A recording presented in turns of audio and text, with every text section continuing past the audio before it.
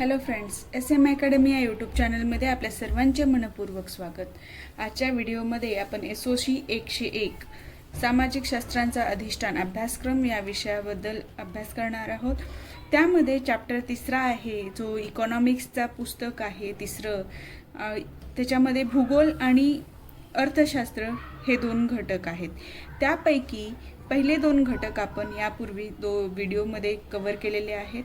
आजच्या व्हिडिओमध्ये बघणार आहोत आपण चॅप्टर 3 राष्ट्रीय उत्पन्नांचा प्रवाह.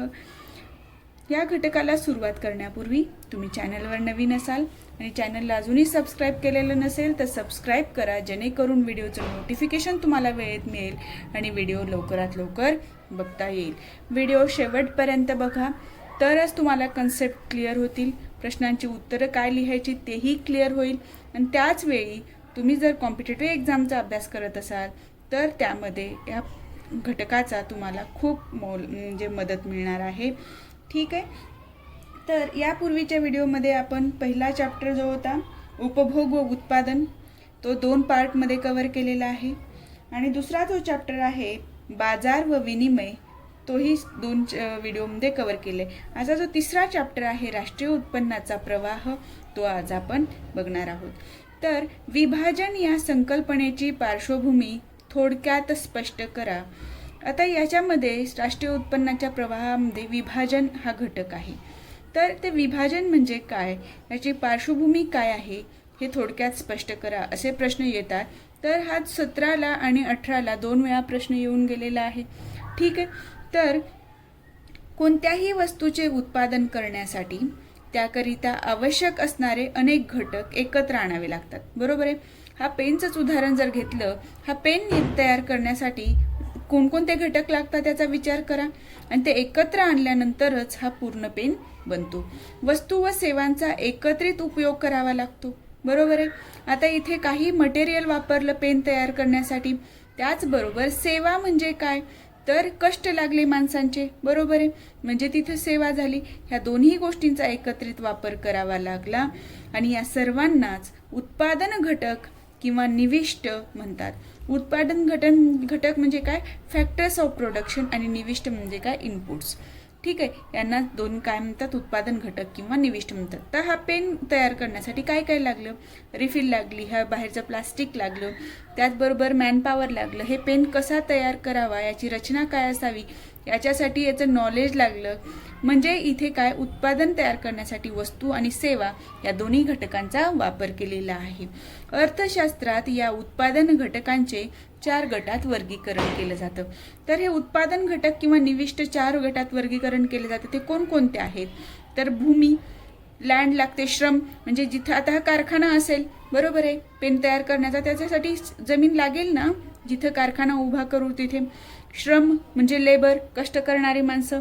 भांडवल, कॅपिटल, आता तयार करायची वस्तू, त्यासाठी आधी पैसे इन्व्हेस्ट करावे लागतील. बरोबर आहे. म्हणजे ते काय झालं, भांडवल झालं, कॅपिटल झालं. आणि संघटन, ऑर्गनायझेशन, हे सर्व घटक आहेत. पण या सर्व घटकांचा वापर करून एखादी कंपनी जेव्हा ते उत्पादन करते ते काय असते, ऑर्गनायझेशन असते, संघटन असतं. तर हे सर्व काय आहेत, भूमी, श्रम, भांडवल आणि संघटन हे उत्पादन घटक आहेत किंवा इनपुट्स आहेत. त्याला मराठीमध्ये निविष्ट म्हणतात. आणि ह्या सर्व घटकांचा भूमी, श्रम, भांडवल, संघटन यांचा वापर करून या पेनचं उत्पादन होतं. म्हणजे इथं पेन म्हणजे एक स्पेसिफिक मी तुम्हाला उदाहरण दिलेलं आहे. याच पद्धतीने आपले कपडे असू द्या, चप्पल असू द्या, पुस्तकं असू द्या किंवा आपले मोबाईल्स, या सर्व घटकांचं उत्पादन होत असतं. तर उत्पादनाचे कार्य हा आर्थिक व्यवहाराचा पूर्वार्ध मानला जातो, तर विभाजनाचे कार्य हा त्याचा उत्तरार्ध मानता येईल. म्हणजे आता उत्पादनाचं कार्य करायचंय तर त्याआधी या सर्व घटकांचा विचार केला जातो, ते एकत्र आणले जातात, म्हणजे तो उत्पादनाचा काय झाला, पूर्वार्ध झाला. आता विभाजनाचे कार्य हा त्याचा उत्तरार्ध मानता येईल. म्हणजे आता वस्तू ही बनली, ठीक आहे, हा पेन विकला आपण. हा पेन जेव्हा विकतो त्यावेळेला जो पैसा येतो तो जे हे घटक वापरले त्यांना द्यावा लागेल की नाही. जर जमीन आपण घेतली, भाड्याने घेतलेली असेल किंवा विकत घ्यायची असेल तर पैसा द्यावा लागतो. बरोबर आहे. जर विकत घेतली तर कर्ज काढून घेतलेलं असतं, तर ते बँकेचं लोन फेडायला लागतं. म्हणजे ही वस्तू विकून जे पैसा येतो त्याचं पण परत तुम्हाला किराया द्यावा लागेल, काम करणाऱ्या कामगारांचा पगार द्यावा लागेल, भांडवल जे बँकाकडनं घेतलेलं आहे त्याचे इंटरेस्ट द्यावा लागेल, आणि संघटनेमध्ये स्वतः त्या व्यक्ती इन्व्हेस्ट करतात आणि स्वतःही काम करतात, त्यामुळे त्यांचाही पगार आला, बरोबर आहे, बेनिफिट आलं. तर हे सगळे घटक आहे. त्याचा पूर्वार्ध म्हणजे वस्तू तयार करण्याची पूर्व परिस्थिती, आणि त्यानंतर वस्तू बनली आणि विकली म्हणजे जे पैसा आलं त्याचा विभाजन म्हणजे काय आहे, त्याचा उत्तरार्ध आहे. लक्षात येते.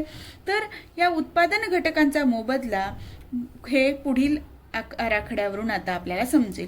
आता भूमीला जो मोबदला दिला जातो तो काय म्हणला जातो? खंड म्हणून ओळखला जातो.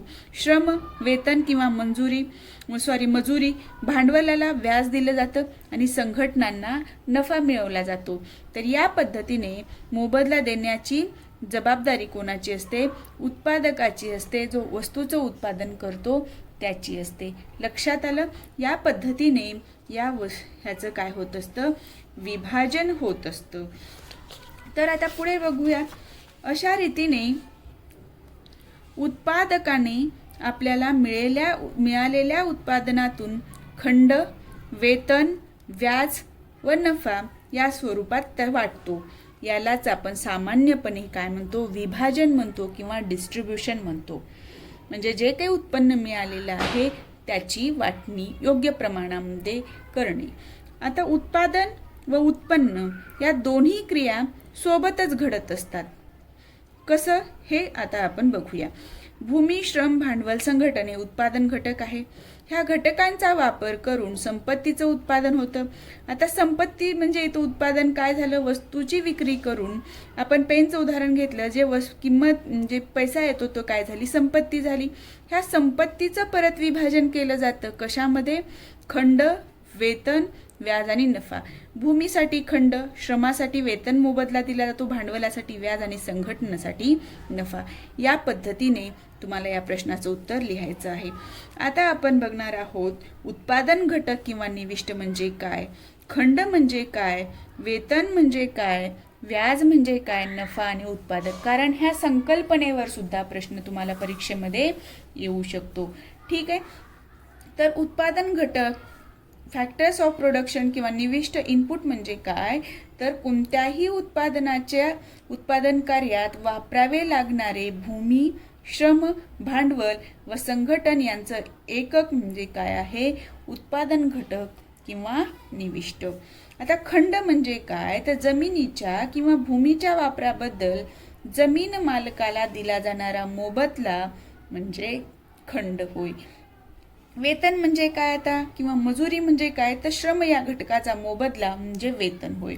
व्याज काय असतं? तर भांडवल या घटकाचा मोबदला असतो. नफा काय असतो? तर संघटन या घटकाचा मोबदला असतो. जो कोणी संघटक आहे, तर एखादी तुमची कंपनी आहे समजा, ठीक आहे, तुम्ही काम करता, तर त्यावेळेला जे उत्पन्न मिळतं, सगळ्यांचे पैसे दिले, तुम्ही किराया दिलात, परत नोकरांचे पगार दिलात, जे काही तुमचं बँकेकडनं लोन घेतलं त्याचं आलेलं इंटरेस्ट दिलात, जे उरलेले पैसा असतो त्यातनं तुम्ही काय विचार करता? हा नफा आता मला थोडा तरी मिळायला पाहिजे, हे सर्व घटक जाऊन आपला विचार असतो की नाही. म्हणजे इथे संघटक कोण असतो? जो व्यापार करणारा आहे, उत्पादन करणारा आहे तो व्यक्ती, म्हणजे इथे काय असतो? संघटन असतो आणि त्याचा मोबदला असतो त्या उत्पादनातून मिळणारा नफा. तर उत्पादक कोण? तर उत्पादन घटकांची जमवाजमव करून. हे उत्पादन घटक कोणकोणते आहेत? भूमी, श्रम, भांडवल आणि संघटन. या घटकांची जमवाजमव करून त्यांचा उत्पादन कार्यासाठी योग्य प्रमाणात आणि योग्य रीतीने उपयोग करण्याची जोखीम पत्करणारी व्यक्ती किंवा संस्था म्हणजे कोण झाला? उत्पादक झाला. ठीक आहे. आता उपक्रमी व्यक्तीला काय म्हणतो आपण? उपक्रमी म्हणतो. आणि व्यवसाय संस्थेला म्हणजे आपण संस्था म्हणतो. ह्या दोन्हींना काय म्हणलं जातं? उत्पादक असं म्हणलं जातं. लक्षात आलं तुम्हाला? विभाजन म्हणजे काय, त्याचं स्पष्टीकरण, आणि ह्या उत्पादन घटक, त्याचे हे जे घटक आहेत त्याचा मिळणारा मोबदला, परत उत्पादक म्हणजे काय? उत्पादक हा एखादी संस्था पण असू शकते किंवा एक व्यक्ती सुद्धा असू शकतो. त्याला आपण काय म्हणतो? उपक्रमी किंवा व्यवसाय संस्था असेही म्हणतो. आता पुढचा प्रश्न आहे विभाजनाचा विचार कोणत्या 3 दृष्टिकोनातून करतात स्पष्ट करा. आता 3 दृष्टिकोन म्हणजे इथे विभाजन कोणकोणत्या पद्धतीने व्हायला पाहिजे याबद्दल अर्थशास्त्रज्ञांनी जे दृष्टिकोन मांडलेले आहेत ते बघणार आहोत आपण.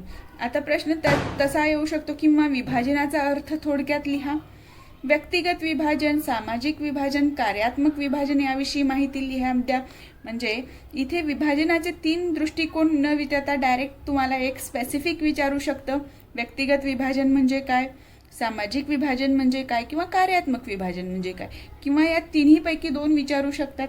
कसाही प्रश्न येऊ शकतो, त्यासाठी तुम्ही प्रिपेअर असलं पाहिजे.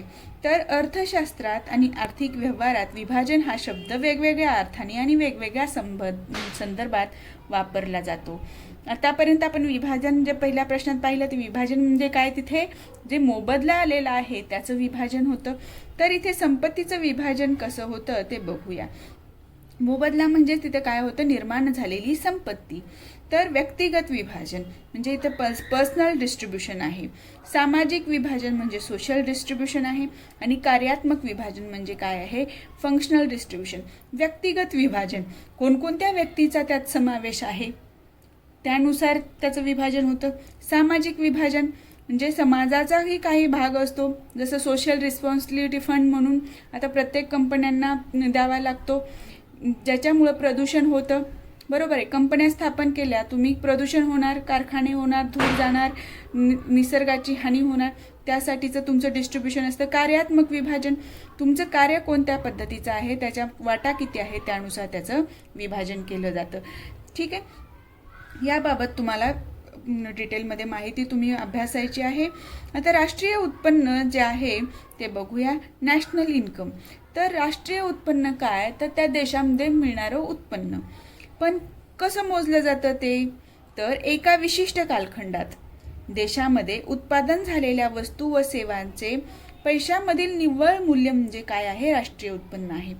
तर एका विशिष्ट कालखंडात म्हणजे काय, तर आपल्याकडे 1 एप्रिल ते 31 मार्च. आता जर आपण उदाहरण घेतलं 1 एप्रिल 2022 ते 31 मार्च 2023 हे आर्थिक वर्ष होतं. ठीक आहे, भारतामध्ये हा आर्थिक वर्ष म्हणजे हा एक विशिष्ट कालखंड आहे. इथे या आर्थिक वर्षामध्ये देशामध्ये उत्पादन झालेल्या वस्तू आणि सेवा ह्या पैशाच्या रूपामध्ये आपण विकत असतो. तर ह्या वस्तू व सेवांचं पैशामधील निव्वळ मूल्य म्हणजे काय आहे, इथे राष्ट्रीय उत्पन्न आहे. जे उत्पन्न राष्ट्रातील किंवा देशातील एकंदर लोकसंख्येमध्ये कशा रीतीने विभागले गेले याचा 2 पद्धतीने अभ्यास केला जातो. आता उत्पादन जे मिळालेलं आहे राष्ट्रीय उत्पन्न हे, त्याचं विभाजन, ह्या राष्ट्रीय उत्पन्नाचं विभाजन कसं केलं जातं, तर 2 पद्धतीने केलं जातं. व्यक्तिगत पातळीवर विभाजन होतं, त्याला व्यक्तिगत विभाजन म्हणतात. सामाजिक पातळीवर विभाजन झालं तर त्याला काय म्हणतात, सामाजिक विभाजन म्हणतात. लक्षात येते. तर आता आपण बघतोय व्यक्तिगत विभाजन काय, सामाजिक विभाजन काय आणि कार्यात्मक विभाजन काय असतं. तर व्यक्तिगत विभाजन म्हणजे काय, एकूण जे राष्ट्रीय उत्पन्न मिळालेलं आहे त्याचं व्यक्तीमध्ये होणारी वाटणी. लक्षात येते. तर एकूण राष्ट्रीय उत्पन्नाची व्यक्तींमध्ये होणारी वाटणी म्हणजे काय, राष्ट्रीय उत्पन्नाचं व्यक्तिगत विभाजन. म्हणजे इथे तुम्हाला आधी राष्ट्रीय उत्पन्न ही जर संकल्पना समजली तरच हे विभाजन तुम्ही व्यवस्थित लिहू शकता.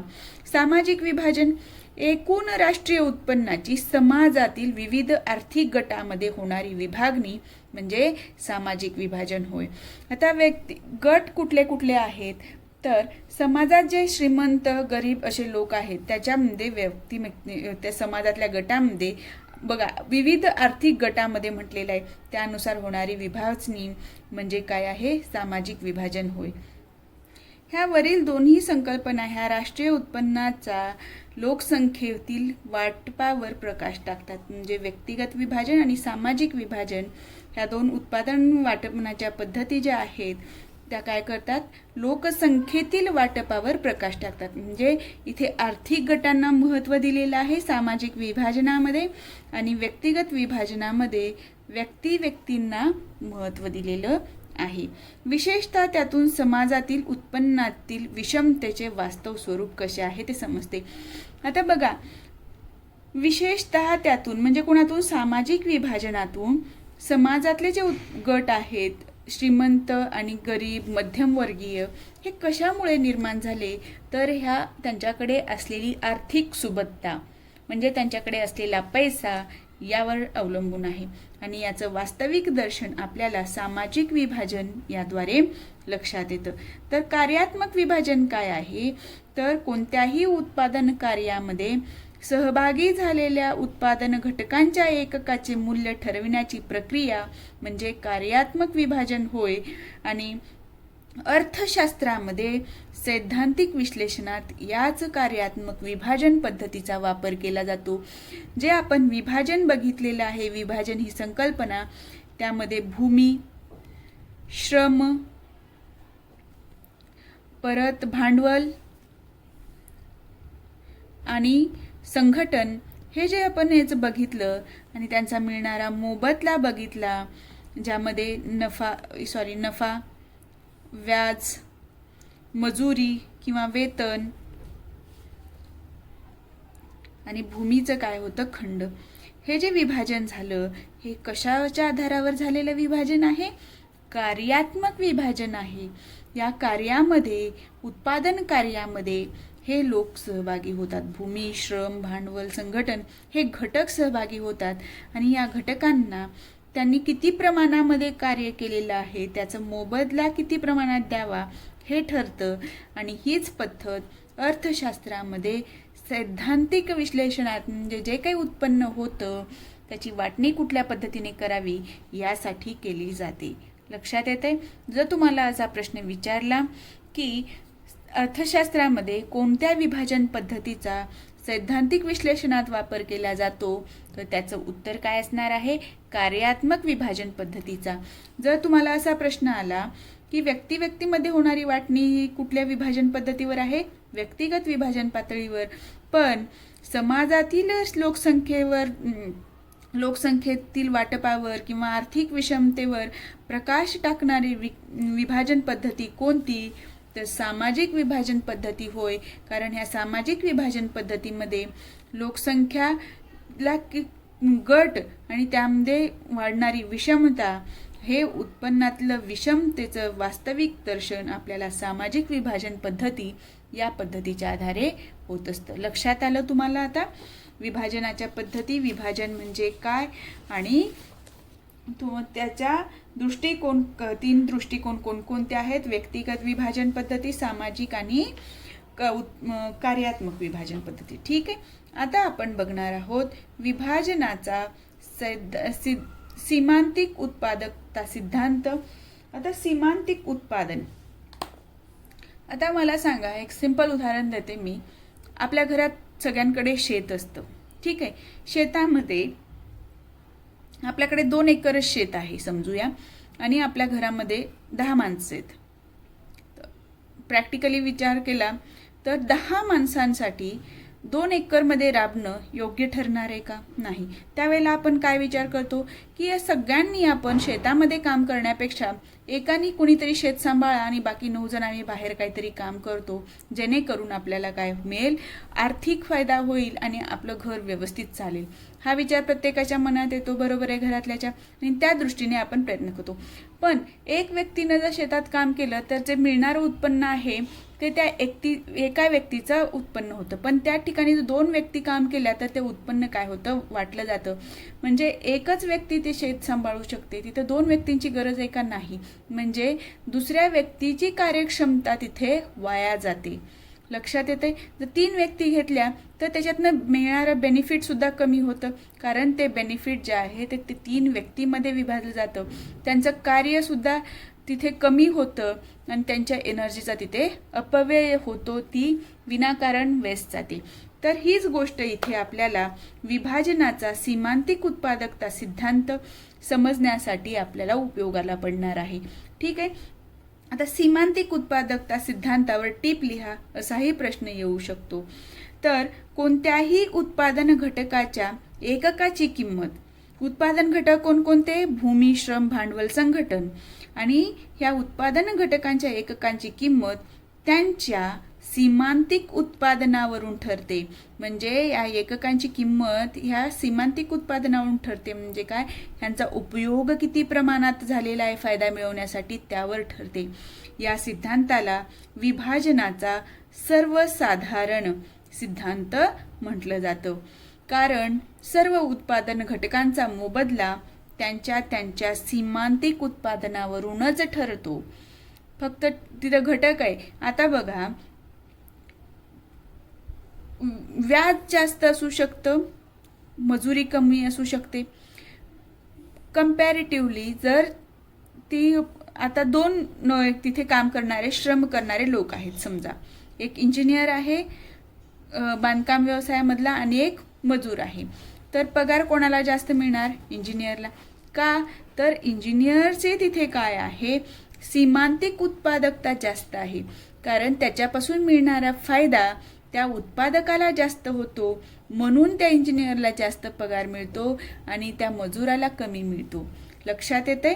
तर सर्व उत्पादन घटकांचा मोबदला हा त्यांच्या त्यांच्या सीमांतिक उत्पादकतेवरून ठरत असतो. आता बघूया, उदाहरण देते मी तुम्हाला.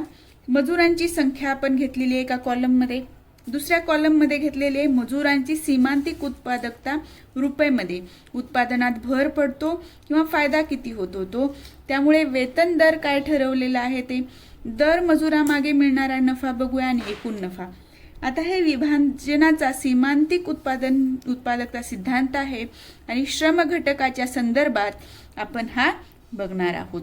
ठीक आहे. आता बघा, मजूर आपण 1 ते 5 पर्यंत वाढवलो आहे. एक मजूर असेल तर तो 90 रुपयेपर्यंत त्याचा फायदा होतो, उत्पादनात भर पडते. वेतन दिलं त्याला 50 रुपये. ठीक आहे. एक मजूर शेतात कामाला लावला एका शेतकऱ्यांनी, त्याला 90 रुपये मिळाले. त्या 90 रुपयेपैकी त्यांनी 50 रुपये त्या मजुराला दिले, तर त्याला मिळाले किती? फायदा किती झाला? 40 रुपयाचा झाला. कारण हे 50 रुपये त्याला द्यावे लागले त्या शेतकऱ्याला, ह्या मजुराला. 40 रुपये नफा झाला. मग एकूण नफा किती झालेला आहे? 40 रुपये. तेच काम करण्यासाठी कामाचं स्वरूप बदललेलं नाही, काम तेवढंच आहे. 2 एकरच शेत. ठीक आहे. आता 2 मजूर जर लावले तर त्याची मजुराची उत्पादनात भर किती झाली? फक्त 75 रुपयाची झाली उत्पादनात भर. ठीक आहे. आणि वेतन दर किती आहे? 50 आहे. ठीक आहे. आता हे उत्पादनात भर म्हणजे काय आहे? इथे मिळणारा त्याचा फायदा आहे. ठीक आहे. ह्या फायद्यातून त्याचे जर 50 रुपये वेतन दर वजा केला तर किती मिळणारा नफा किती झाला? 25 रुपये झाला. बरोबर आहे. म्हणजे एकूण नफा किती झाला त्याचा? 40 रुपये अधिक हे एका दुसऱ्या मजुराचं ॲड झालं ते 25 रुपये फायदा, तो 65 रुपये फायदा झाला एकूण नफा. आता 3 मजुरी ॲड केलं. ठीक आहे. ते परत मजुरीचं उत्पादनात 50%च भर झाली. हे जे भर होते ते प्रत्येक मजुरामागे वाढत जाणारी. 2 मजुरांची म्हणजे इथे 2 मजूर वाढवलं, पण त्या एका वाढणाऱ्या मजुरामुळे जी भर पडली उत्पादनात ते असतं. लक्षात घ्या, एका मजुरापासून 90 रुपये भर पडली, पण दुसऱ्या मजुरापासून 90 + 75 रुपये भर पडती. हे उत्पादनात पडणारी भर म्हणजे काय? 2 व्यक्ती केल्या तेव्हा ही तर भर झालीच आहे, ॲडिशनल ही भर झालेली आहे, हे लक्षात ठेवायचं आहे. तर तिसरा मजूर आला तेव्हा उत्पादनात किती टक्के भर पडली? किती भर पडली? 50. वेतन त्याला द्यायचंय तिसऱ्याला पण 50 रुपये. म्हणजे इथं मजुरामागे मिळणारा नफा, प्रत्येक दर मजुरामागे मिळणारा नफा बघा इथे काय झाला? 0 झालेला आहे. कारण मिळणाऱ्या उत्पन्नातलं भर उत्पन्नात पडणारी भर आणि वेतन दर दोन्ही 50-50 आहे. मग नफा किती झालेला? इथे 0 झालेला आहे. आणि त्याचा एकूण नफा तो इथले 65 रुपये प्लस हे 0 रुपये म्हणजेच 65 रुपये झाले. पण जेव्हा 4 मजूर ठेवलं त्यावेळेला ती उत्पन्नात पडणारी भर काय आहे? फक्त 35 रुपयाची आहे. चौथा जेव्हा लावला व्यक्ती कामाला तेव्हा त्याला फक्त 35 रुपयाचा नफा झाला, पण त्याचा वेतनच त्याला 50 रुपये द्यायचे.